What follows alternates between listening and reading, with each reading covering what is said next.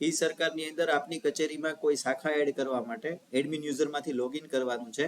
ત્યારબાદ એડમિન યુઝરની અંદર સેટિંગની અંદર એડમિન મેનુમાં જવાનું છે. ત્યારબાદ માસ્ટર ટેબની અંદર એડ ઓફિસ નેમ ઓર સેક્શનની અંદર જવાનું છે.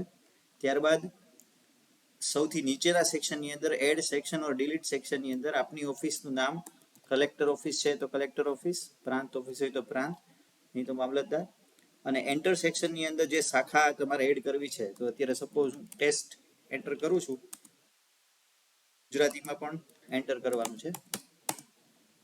ત્યારબાદ એડ સેક્શન કરતા આ કચેરીની અંદર આ શાખા એડ થઈ જશે. ત્યારબાદ એ શાખાની અંદર તમારે જે ન્યૂ યુઝર એન્ટર કરવા છે, તો એના માટે તમારે એડમિન મેનુની અંદર જ તમારે એડ ન્યૂ યુઝરની અંદર જવાનું છે. એડ ન્યૂ યુઝર, તો આ રીતે મેનુ ઓપન થશે. તો તમારે જે યુઝર આઈડી બનાવવું છે, તો અત્યારે ટેસ્ટ SRN છે, ન્યૂ યુઝર છે, ઓફિસ સિલેક્ટ કરવાની છે, અને જે સેક્શન તમારે જે સેક્શનની અંદર તમારે આ યુઝરને એન્ટર કરવા છે, તો એની ડિટેલ અહીંયા એડ કરતા 1 કે 2 દિવસની અંદર તમારું યુઝર આઈડી આ શાખાની અંદર બની જશે.